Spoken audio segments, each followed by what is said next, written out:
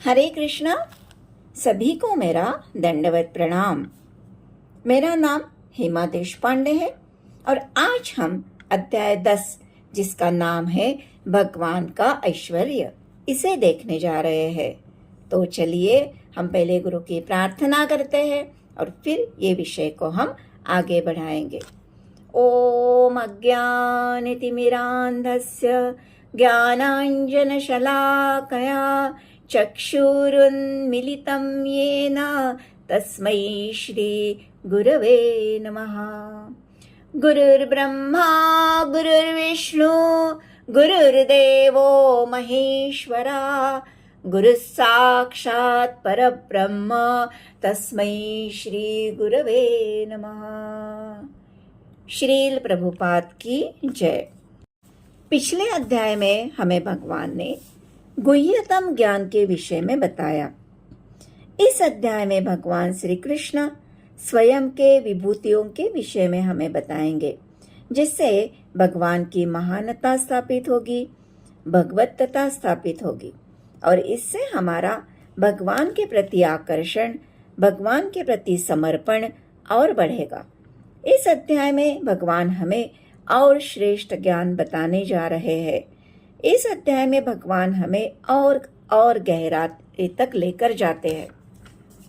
9वें अध्याय में हमने भगवान के हृदय के बारे में जाना, उनकी मधुरता जानी, भगवान महान होते हुए भी अपने भक्तों के लिए कितना प्रेम रखते हैं ये जाना। इसके साथ ही अगर हम उनके ऐश्वर्य के बारे में जानेंगे और जब मधुरता और ऐश्वर्य एक साथ मिलेगी तो हमारा जो ये आकर्षण है वो और बढ़ेगा, हमारे प्रेम का स्तर और बढ़ेगा। इसलिए इस अध्याय में भगवान हमें स्वयं के ऐश्वर्य का ज्ञान दे रहे हैं। हम संक्षिप्त में देखते हैं कि इस अध्याय में हमें भगवान क्या बताने वाले हैं। श्री कृष्ण दुर्बोध है और सभी के स्रोत है। सभी गुणों के स्रोत भगवान श्री कृष्ण ही है। ये कैसे, ये भगवान हमें समझाएंगे।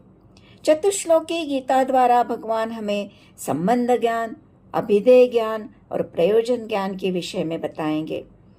ये सब सुनकर अर्जुन श्री कृष्ण के परम स्थिति को स्वीकार करते हैं और जो वचन बोलते हैं उनके वचन हम सुनेंगे और फिर श्री कृष्ण द्वारा उनकी विभूतियों का वर्णन हम सुनेंगे।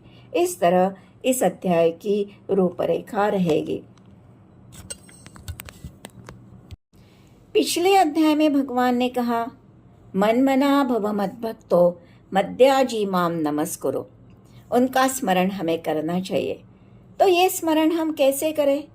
उसके लिए भगवान हमें स्वयं की विभूतियों के विषय में बता रहे हैं, जिससे अर्जुन का प्रेम और आकर्षण और बढ़ता है और हमारा भी भगवान के प्रति आकर्षण बढ़ेगा। जब हम ये जान जाते हैं कि प्रत्येक वस्तु से भगवान का संबंध है, तो हम उस संबंध के अनुसार उस वस्तु को देख सकेंगे। इसे हम खुली आंखों से ध्यान करना बोल सकते हैं। हम किसी भी वस्तु के तरफ उसके कुछ विशेष गुण के कारण आकर्षित होते हैं। वो गुण उस व्यक्ति का ऐश्वर्य होता है। ऐश्वर्य हम किसे कहेंगे? कोई धनवान है तो धन उसका ऐश्वर्य है, किसी के पास सौंदर्य है तो सुंदरता उसका ऐश्वर्य है, बुद्धिमान व्यक्ति है तो बुद्धि उसका ऐश्वर्य है। भगवान हमें ये बताते हैं कि ये जो गुण है वो उन्हीं से आता है।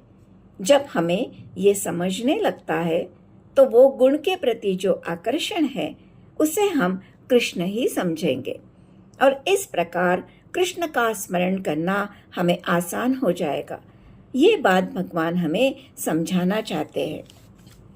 भौतिक जगत में कोई भी व्यक्ति के पास सभी ऐश्वर्य एक साथ नहीं हो सकते, लेकिन भगवान के पास सभी ऐश्वर्य एक साथ रहते हैं। भगवान षट ऐश्वर्यों के स्वामी हैं। प्रभुपाद जी हमें भगवान की व्याख्या जो पराशर मुनि ने की है वो यहाँ बता रहे हैं। जिसके पास संपूर्ण शक्ति, संपूर्ण धन, संपूर्ण सौंदर्य, संपूर्ण त्याग, संपूर्ण ज्ञान और संपूर्ण यश हो, वह भगवान है। भगवान आगे कहते हैं, ये जो श्रेष्ठ ज्ञान है, ये मैं तुम्हें इसलिए बताना चाहता हूँ क्योंकि तुम मेरे मित्र हो। भगवान यहाँ भावनात्मक रूप से अर्जुन से जुड़ते हैं और अर्जुन के हित की भावना रखते हैं। देखिए, अलग अलग प्रकार की मित्रता होती है। वो मित्र जो हमेशा यह चाहता है कि हमें सुख मिले, हमें लाभ मिले, वह सुहृद कहलाता है। वह हमेशा हमारे हित के बारे में सोचता है और कृष्ण अर्जुन के ऐसे ही मित्र है।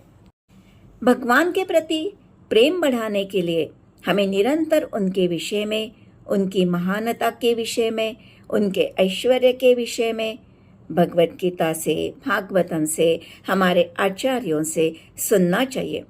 भगवान से प्रेम करना प्रैक्टिकली कैसे संभव होगा, इस विषय का गहरा ज्ञान भगवान हमें इस अध्याय में दे रहे हैं। इसलिए भगवान हमें इस अध्याय में स्वयं की विभूतियों के विषय में बताएंगे। भगवान अर्जुन का और साथ में हमारा भी हित चाहते हैं। 9वें अध्याय में भगवान ने कहा था कि गुह्यतम ज्ञान सबसे श्रेष्ठ ज्ञान है। अभी भगवान कह रहे हैं उससे भी श्रेष्ठ ज्ञान वे इस अध्याय में हमें दे रहे हैं। देखिए, शुद्ध भक्ति का ज्ञान तो भगवान ने हमें दे ही दिया। मन मना भव मद भक्तो मद्याजी माम नमस्कुरु। अब ये स्मरण हम कैसे कर सकते हैं, ये इस अध्याय में हमें बताया जा रहा है। भगवान का स्मरण प्रैक्टिकली कैसे संभव होगा, इसलिए ये ज्ञान और गहरा ज्ञान है। भगवान की पहली महानता ये है कि भगवान ही सभी के स्रोत है, सभी के उद्गम है। भगवान सभी के रहस्यमयी स्रोत है। रहस्यमयी इसलिए है कि कोई भी ये नहीं जानता कि उसके स्रोत भगवान श्री कृष्ण है। इसलिए बड़े बड़े देवता, ऋषि मुनि कोई भी इन्हें नहीं जानता। देखिए, हमारा जन्म हमारे माता पिता से होता है। हम उनके बारे में पूर्ण रूप से नहीं जानते, लेकिन माता पिता हमारे बारे में पूर्ण रूप से जानते हैं। हम उनके बारे में तभी जान पाएंगे जब माता पिता स्वयं अपने बारे में हमें बताएंगे। वैसे ही श्री कृष्ण जो सभी के स्रोत है, उन्हें कोई नहीं जानता। इसलिए भगवान हमें स्वयं के ऐश्वर्य के बारे में इस अध्याय में बता रहे हैं। ब्रह्म संहिता में भी ब्रह्मा जी कहते हैं, ईश्वरः परमं कृष्ण सच्चिदानंद विग्रह अनादिरादि गोविंद सर्व कारण कारणम। भागवतम में भी बताया है कि बड़े बड़े ऋषि मुनि देवता भी मोहित होते हैं। इसके लिए हम एक कहानी सुनते हैं। जब भगवान श्री कृष्ण कहते हैं कि हमें इंद्रदेव की नहीं, गोवर्धन की पूजा करनी चाहिए, क्योंकि हमें सब कुछ गोवर्धन पर्वत से ही प्राप्त होता है, तो इंद्रदेव कोपित होकर मुसलधार वर्षा करते हैं। उन्हें यह समझ में नहीं आता कि ये छोटा सा बालक इस तरह का आदेश कैसे दे सकता है। लेकिन जब कृष्ण अपनी छोटी सी करुंगली के ऊपर गोवर्धन पर्वत उठाकर सबकी रक्षा करते हैं, तो उनकी आंखें खुल जाती है। उनकी महानता का उन्हें एहसास होता है और पश्चाताप होकर वे क्षमा याचना करते हैं। पहले तो वो मोहित ही होते हैं। वैसे ही ब्रह्म विमोहन लीला जब होती है, ब्रह्मा जी अचंभित हो जाते हैं कि ये छोटे से बालक ने अधासुर का वध कैसे किया और अब ग्वाल बालों के साथ आराम से बैठकर भोजन कर रहे हैं। ब्रह्मा जी उन्हें जांचना चाहते थे, इसलिए उन्होंने सभी ग्वाल बालों का हरण कर लिया। लेकिन भगवान ने अपने स्वयं के विस्तार से उन्हें पुनः प्रकट किया, तो ब्रह्मा जी उनकी क्षमा मांगते हैं। ब्रह्मा जी भी इन्हें जान नहीं पाए, मोहित हो गए थे। भगवान कहना चाहते हैं कि अगर कोई भगवान की भक्ति न करे तो वह कितना भी बड़ा क्यों न हो, उन्हें जान नहीं पाता। हम भगवान को स्वयं के प्रयास से जान नहीं पाते, उसके लिए उनकी कृपा की आवश्यकता होती है। इसलिए हमें भक्ति करनी चाहिए। मेरी सभी को विनंती है, जिससे मैं भी सम्मिलित हूँ, हमें भगवान की कृपा पाने के लिए भक्ति के मार्ग पर जितने जल्दी हो उतने जल्दी चलना प्रारंभ कर देना चाहिए। जो आध्यात्मिक रूप से उन्नत नहीं है, वो इतना समझ पाते हैं कि भगवान महान है, परम शक्तिशाली है, लेकिन भगवान वास्तविक कितने मधुर है ये उन्हें समझ में नहीं आता। हमें भगवान की अनुभूति कोई शासन करने वाले शक्ति के रूप में होती है। अनेक धर्म में भगवान की महानता का वर्णन है, लेकिन वे कितने मधुर है ये हमें वैदिक साहित्य से ही समझ में आता है। आगे भगवान कहते हैं कि मुझे अजन्मा, अनादि और समस्त लोगों के स्वामी के रूप में जो जानता है, वही मोह रहित होकर समस्त पापों से मुक्त होता है। ये जो 3 गुण है, ये केवल भगवान में ही होते हैं। जीवात्मा अनादि है लेकिन अजन्मा नहीं है। शिव जी को महेश्वर कहा जाता है, लेकिन उनका भी जन्म होता है। ब्रह्मा जी का भी जन्म होता है। कुछ लोग ये सोचते हैं कि भगवान देव की पुत्र है तो अजन्मा कैसे, लेकिन भगवान का जन्म सामान्य बालक जैसा नहीं हुआ है। वह प्रकट होते हैं। वह स्वयं चतुर्भुज नारायण के रूप में प्रकट होकर फिर शिशु का रूप धारण करते हैं। हमें ऐसे लग सकता है कि बड़े बड़े ऋषि मुनि भगवान को क्यों नहीं जान पाते, उनमें तो सत्वगुण रहते हैं। लेकिन यहाँ भगवान कहते हैं कि सिर्फ अच्छे गुण होने से कोई मुझे जान नहीं सकता, क्योंकि वह गुण भी उसे मुझी से प्राप्त होते हैं। इसलिए केवल और केवल भक्ति से ही मुझे कोई जान सकता है। जब हम भगवान ही परम पुरुष है ये समझते हैं और ये समझकर उनके ऊपर हम ध्यान केंद्रित करते हैं, तो धीरे धीरे भगवान की शुद्धता के गुण हम में भी आने लगते हैं। हम भी विकारों से शुद्ध होने लगते हैं। भगवान आगे 19 गुणों का वर्णन करते हैं, जो गुणों के स्रोत वही है: बुद्धि, ज्ञान, मोह से मुक्ति, क्षमा भाव, सत्यता, इंद्रिय निग्रह, मन निग्रह, सुख तथा दुख, जन्म मृत्यु, भय अभय, अहिंसा, समता, तुष्टि, तप, दान, यश तथा अपयश, ये मेरे ही द्वारा उत्पन्न होते हैं। आगे भगवान 25 लोगों का वर्णन करते हैं, जिसमें सप्तर्षि, 4 कुमार और 14 मनु, जो समस्त ब्रह्मांडों के पथदर्शक कहलाते हैं। असंख्य ब्रह्मांड है और उसमें असंख्य लोग हैं। प्रत्येक लोक में नाना योनियां निवास करती है।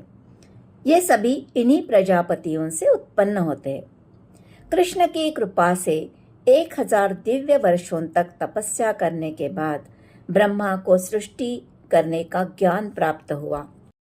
तब ब्रह्मा से सनक, सनंदन, सनातन तथा सनत कुमार उत्पन्न हुए।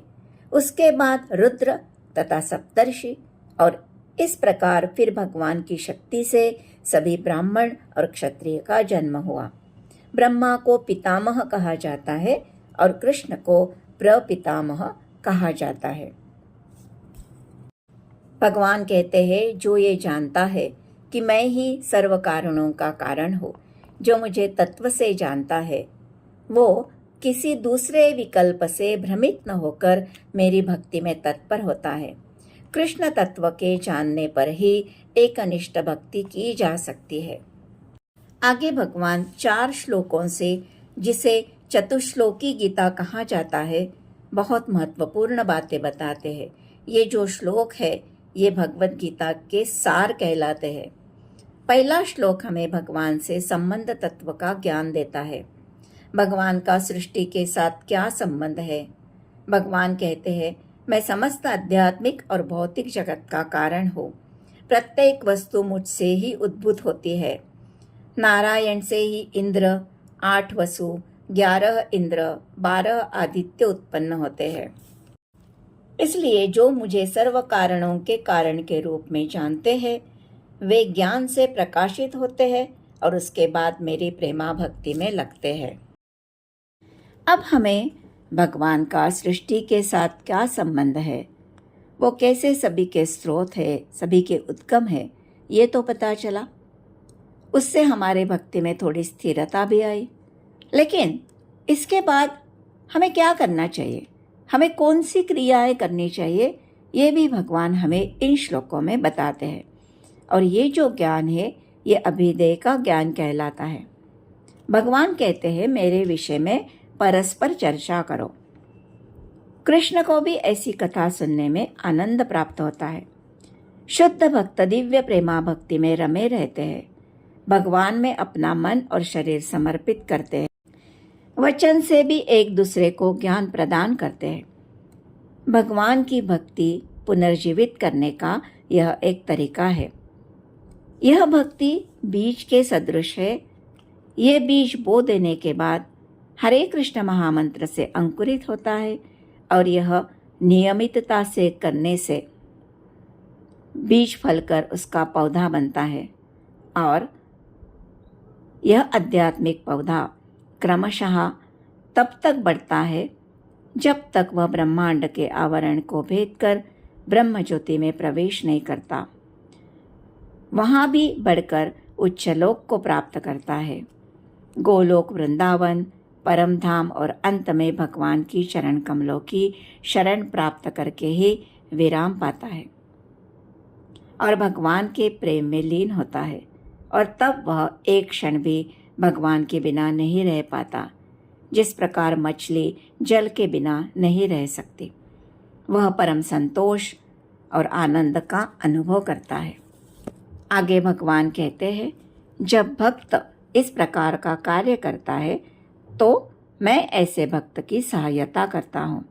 भगवान के भक्त इतने बुद्धिमान नहीं होते कि उन्हें सभी शास्त्रों का अनुभव हो सके, लेकिन भगवान कहते हैं कि मैं उसे अंदर से मार्गदर्शन करता हूँ, जिससे वह सरलता से भगवत धाम पहुँचे। उसे बुद्धि योग प्रदान करता हूँ, जिससे वह कृष्ण भावनामृत में कार्य करता रहे। दूसरे अध्याय में बुद्धि योग का अर्थ बताया था। वहाँ भगवान अर्जुन से कहते हैं कि मैंने तुम्हें आत्मा और शरीर में अंतर बताया है। अब तुम स्वयं के बुद्धि का उपयोग करके कार्य करो, जिससे तुम कर्म बंधन से मुक्त हो सकोगे। इसी को भगवान एडवांस वर्जन के रूप में यहाँ कहते हैं। यही बुद्धि जब कृष्ण भावनामृत में लगती है तो भगवान स्वयं सहायता करते हैं। भगवान कहते हैं, उसके हृदय में वास करते हुए ज्ञान के प्रकाशमान दीपक के द्वारा अज्ञानजन्य अंधकार को हटाते हैं। जो शुद्ध भक्ति में है वो अगर शिक्षित नहीं है, वैदिक ज्ञान को नहीं जानता है, तो भी उसे भगवान स्वयं सहायता करते हैं। उनकी उपस्थिति सूर्य के समान है, जिसके द्वारा अंधकार दूर होता है।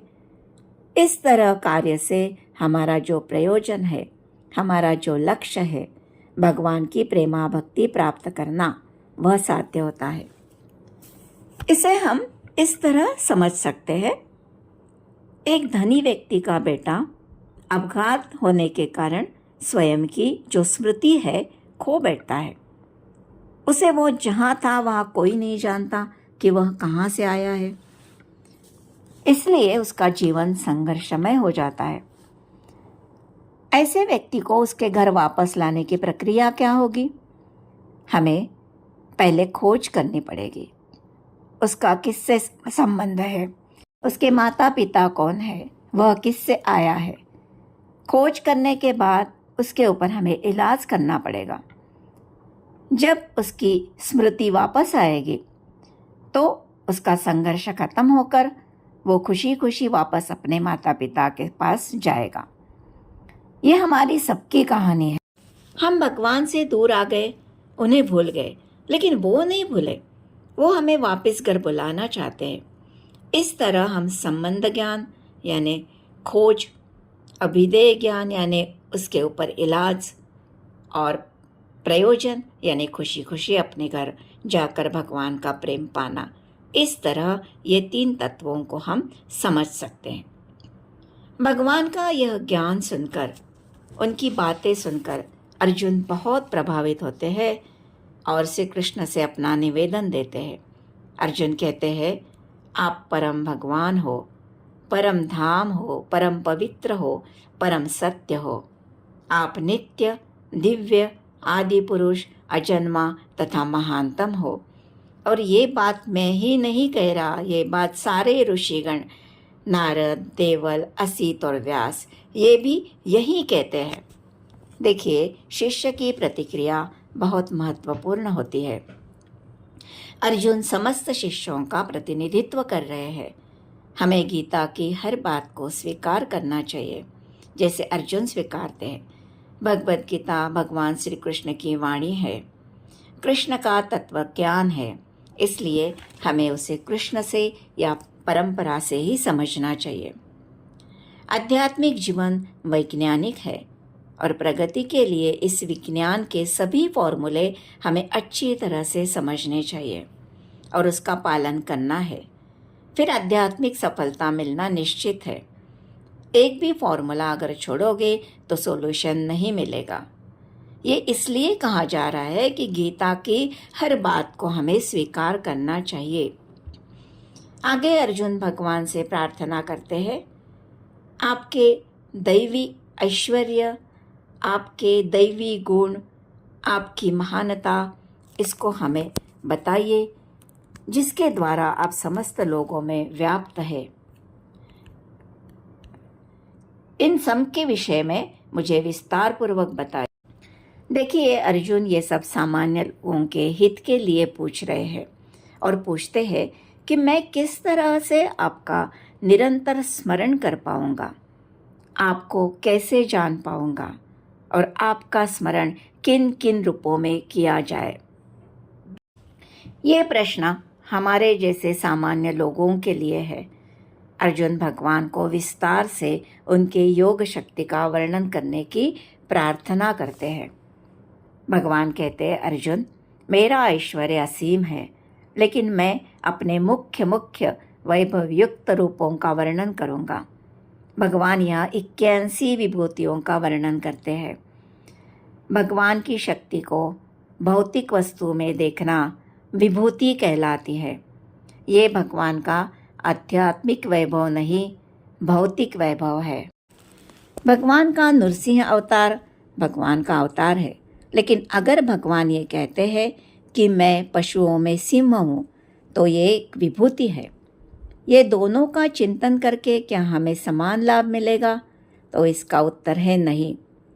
अगर हमने सिंह की शक्ति को देखा तो उसे मटेरियल से आध्यात्मिकता में बदलने के लिए हमें ये सोचना पड़ेगा कि ये सिंह की जो शक्ति है वह भगवान से ही आती है। अगर हम ऐसे सोचते हैं तो हमें थोड़ा लाभ मिलेगा, लेकिन अगर हम नृसिंह भगवान का स्मरण करते हैं तो हमें आध्यात्मिक लाभ मिलेगा, क्योंकि वे भगवान के अवतार है। जो भी वस्तु हम चारों ओर देखते हैं तो हमारा ध्यान उस वस्तु पर नहीं, उसका जो गुण है, जो श्री कृष्ण की कणमात्र शक्ति है, उस पर जाना चाहिए। इससे हम भगवान का स्मरण कर पाएंगे। इसीलिए इसे विभूति योग भी कहा गया है। आगे भगवान अपने ऐश्वर्य का, स्वयं के विभूतियों का वर्णन करते हैं।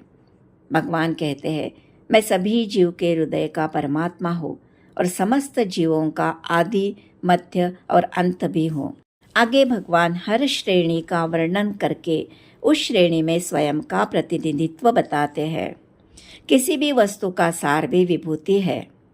भगवान कहते हैं, आदित्य में विष्णु हूँ, ज्योतिर्पुंज में सूर्य हूँ, मरुतों में मैं मरीचि हूँ, नक्षत्रों में मैं चंद्रमा हूँ, वेदों में मैं सामवेद हूँ, देवों में स्वर्ग का राजा इंद्र हूँ, इंद्रियों में मन हूँ, समस्त जीवों में जीवन शक्ति हूँ, रुद्रों में शिव हूँ, यक्षों में संपत्ति की देवता कुबेर हूँ, वसुओं में अग्नि हूँ, समस्त पर्वतों में मेरु पर्वत हूँ, पुरोहितों में बृहस्पति हूँ, सेना नायकों में कार्तिकेय हूँ, जलाशयों में समुद्र हूँ, महर्षियों में भृगु हूँ, वाणी में ओंकार हूँ, यज्ञों में पवित्र नाम का कीर्तन हूँ, समस्त अचलों में हिमालय हो, समस्त वृक्ष में अश्वत्थ वृक्ष हो, देवर्षियों में नारद हूँ,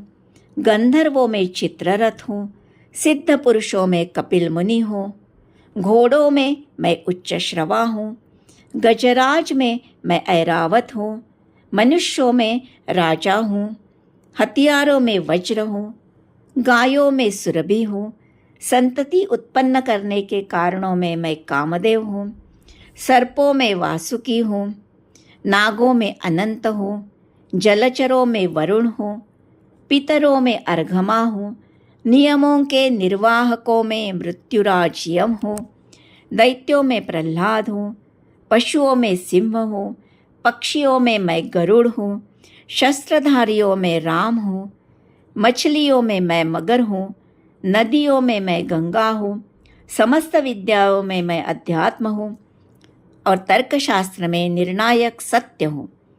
अक्षर में मैं ओंकार हूँ, समासों में मैं द्वंद्व समास हूँ, शाश्वत काल भी मैं ही हूँ, सृष्टाओं में ब्रह्मा मैं ही मृत्यु हूँ और उत्पन्न करने वाला भी हूँ। मैं ही कीर्ति, श्री, वाक, स्मृति, मेघा, धृति तथा क्षमा हूँ।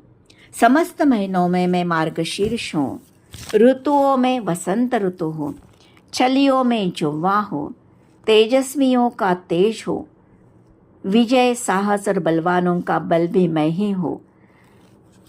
वृष्णि वंशियों में वासुदेव हूँ, पांडवों में अर्जुन हूँ, मुनियों में व्यास हूँ, अराजकता में दंड हूँ, रहस्यों में मैं मौन हूँ, बुद्धिमानों में मैं ज्ञान हूँ, समस्त सृष्टि का बीज हूँ।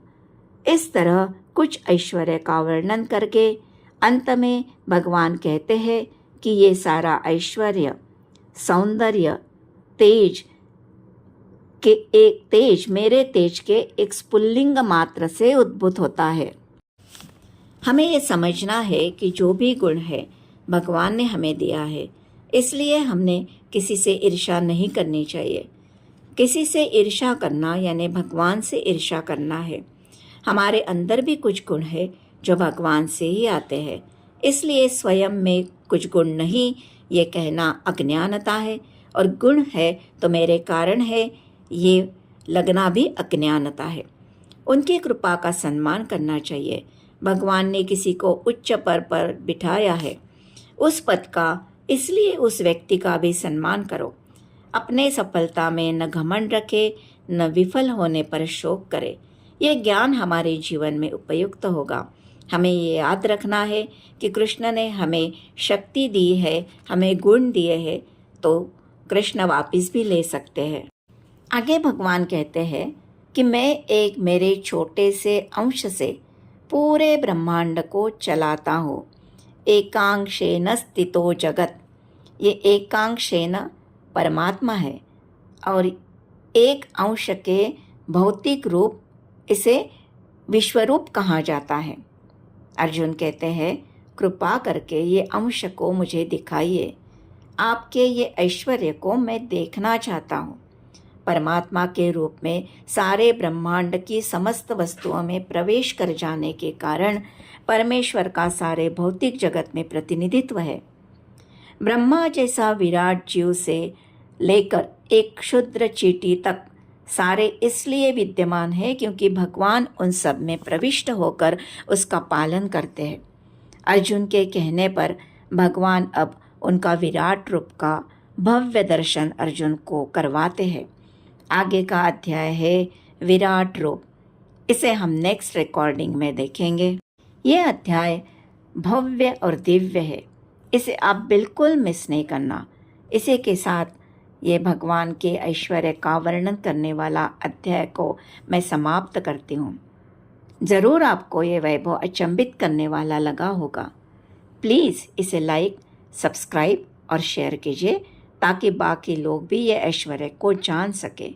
इसी के साथ मैं ये रिकॉर्डिंग को विराम देती हूँ। हरे कृष्णा कृष्ण कृष्ण हरे हरे, हरे राम राम राम हरे हरे।